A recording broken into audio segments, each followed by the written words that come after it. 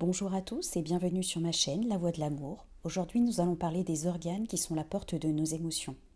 En médecine traditionnelle chinoise, les organes sont les miroirs de nos émotions, car les organes et les émotions sont liés.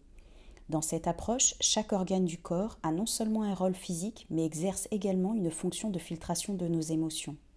La médecine traditionnelle chinoise ne fait pas de distinguo entre le corps et l'esprit. Elle constitue un outil pour soulever ces blocages en agissant sur ces centres émotionnels par le biais du tuina, du qigong, du shiatsu, de la pharmacopée ou de l'acupuncture. En cas de blocage émotionnel, comme la peur, la colère ou la tristesse, la stimulation de points d'acupuncture peut aider à rééquilibrer les énergies pour retrouver une harmonie corps-esprit. Chaque point d'acupuncture est une porte d'entrée aux fonctions physiologiques et psycho-émotionnelles du corps. La médecine traditionnelle chinoise est un soin holistique qui s'intéresse à l'interaction entre 5 mouvements que sont la peur, la colère, la joie, la réflexion et la tristesse. Dès lors, un désordre psycho-émotionnel se traduira au niveau d'un organe précis. Si j'agis sur un des centres par exemple, je vais obligatoirement agir sur les autres. L'objectif est de se servir de cette interdépendance entre les émotions et les organes pour trouver le bon dosage émotionnel, c'est-à-dire par exemple une colère créative, une joie épanouissante, une réflexion justement posée ou une tristesse bien dosée. Prenons par exemple le rein et la vessie. Ces méridiens sont associés à la peur. La peur correspond à la prise d'une conscience de nécessité de mise en mouvement. C'est en liaison avec les os, la moelle osseuse et le système nerveux central. Les méridiens stockent les mémoires de ces peurs et ont une capacité à les filtrer pour mieux les évacuer. Une personne qui a la peur de perdre sera plus exposée à des constipations par exemple, des problèmes de croissance, l'apparition prématurée de cheveux blancs, des problèmes dentaires, une fragilité osseuse, un manque de libido, voire de l'impuissance ou des acouphènes, des saignements de nez, parfois une mauvaise haleine, de la rétention d'eau, de l'anxiété, des difficultés à prendre des décisions. Si nous regardons du côté du foie et de la vésicule biliaire qui sont associés à la colère désigne une énergie de mise en mouvement et de créativité. C'est uniquement quand on ne peut pas la mettre en mouvement que se crée la frustration et la colère devient alors négative. La capacité de créer dans le corps est un lien avec les muscles et les tendons pour mettre en mouvement le squelette. Quelqu'un en hésitation constante dans sa vie, à se dire j'y vais pas, sera plus sujet aux tendinites, aux infections urinaires, à l'incontinence, à des tensions nerveuses, des crampes dans les jambes, des troubles de la prostate, des raideurs dans le cou ou des tensions dorsales. Qu'en est-il du cœur et de l'intestin grêle, qui sont associés à la joie? Ce mouvement est en lien avec la circulation sanguine et le cœur.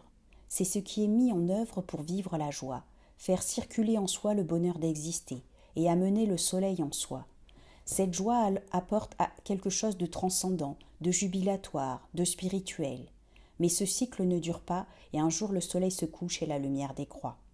Une personne ayant des problèmes avec ce mouvement pourra avoir une langue très rouge, voire violacée, de la transpiration excessive, un épuisement mental, de la fatigue, de la frilosité, de la nervosité, voire des attaques de panique, de l'insomnie, des pertes de mémoire ou de concentration, des maux de ventre, des crampes abdominales, de la constipation, des problèmes d'oreille, voire de l'anxiété. Portons maintenant notre attention sur l'estomac, la rate et le pancréas.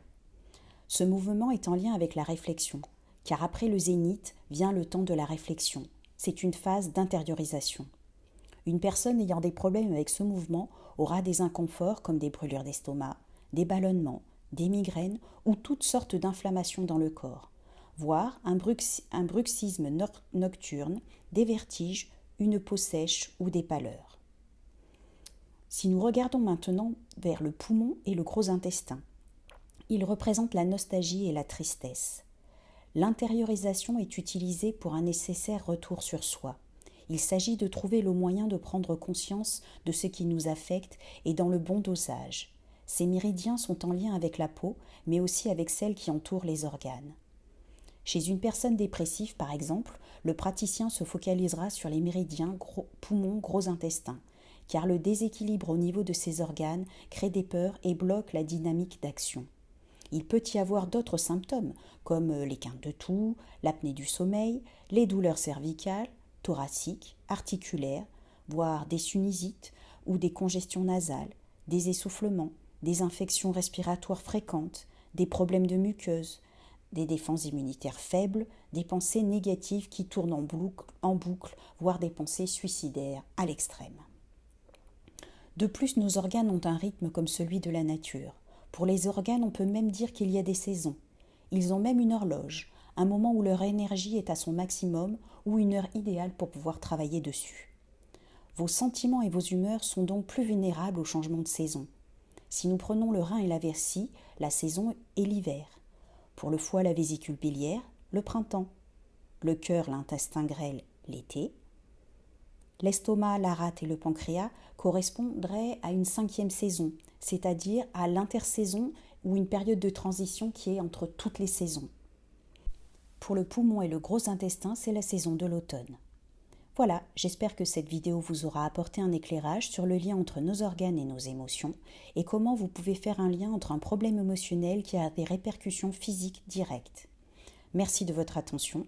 Si vous avez aimé cette vidéo, n'hésitez pas à la partager, la liker ou à vous abonner à ma chaîne La Voix de l'amour.